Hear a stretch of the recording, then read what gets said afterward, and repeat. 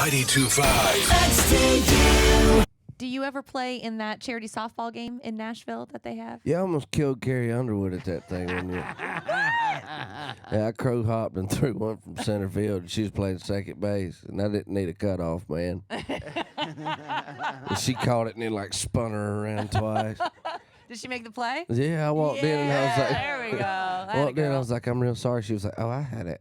Yeah, she's Look an like Oklahoma it. girl. She's got it. Good luck. It's coming. That's awesome. That's awesome. That's when I actually broke David Nail's hand at that thing. Oh.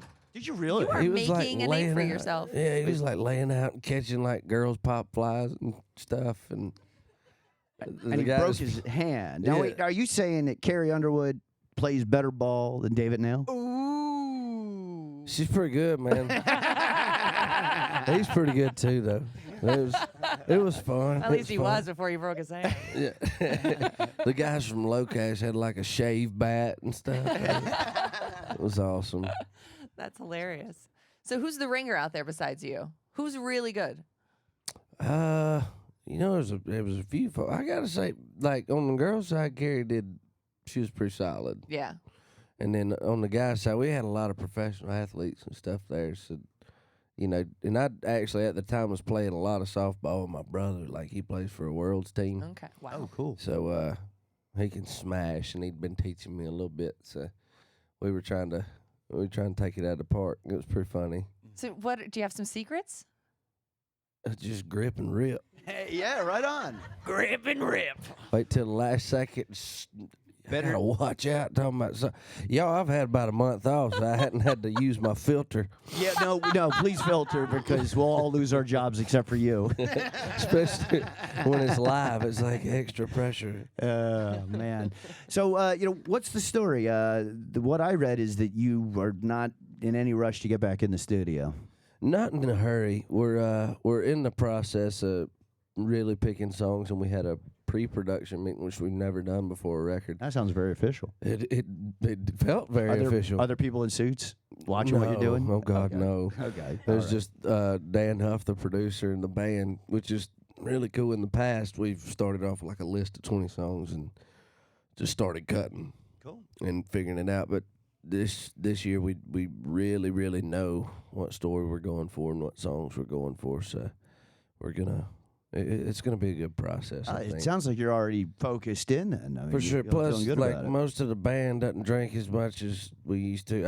I don't drink at all, so nobody was hungover or nothing like that. You're really productive.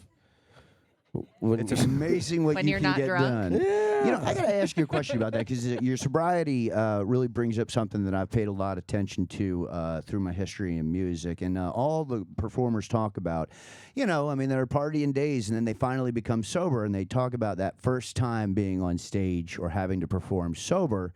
And it's a moment. Like Eric Clapton once even said, he went out on stage and didn't even think he was going to be able to play. And obviously the rest is history. He was fine. Did you have a moment like that? Oh, man.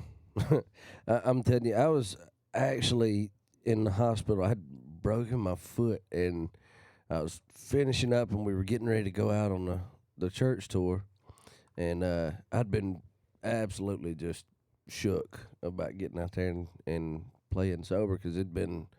And I didn't remember the last time I played a sober show and didn't remember what it was like. And I was just paranoid. And, for a guy like me, nothing. And honestly, it takes a lot to scare me. But that was, that had me shook pretty good. But I had a visitor come see me, and I was like, I'm not expecting anybody. I didn't know who in the world it was. And went out to the front office or whatever, and Keith Urban was out there, and I shook hands with him a couple of times before and had conversations, but nothing, at length. And that joker sat there and talked to me for about 2 hours, and he just about, concerns about going back in and being sober. I think he's probably like 7 years now, 7 or 8. Oh yeah, that's a big story, right?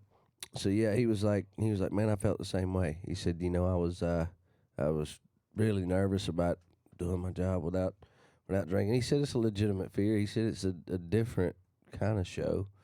He said, but it's awesome, man. You'll remember all of it. And Right on. because a lot of times people ask you, like, man, how's it feel to come back to Hershey Park? I don't remember being here in the first place. Got a feeling it was fun. I mean, more than likely.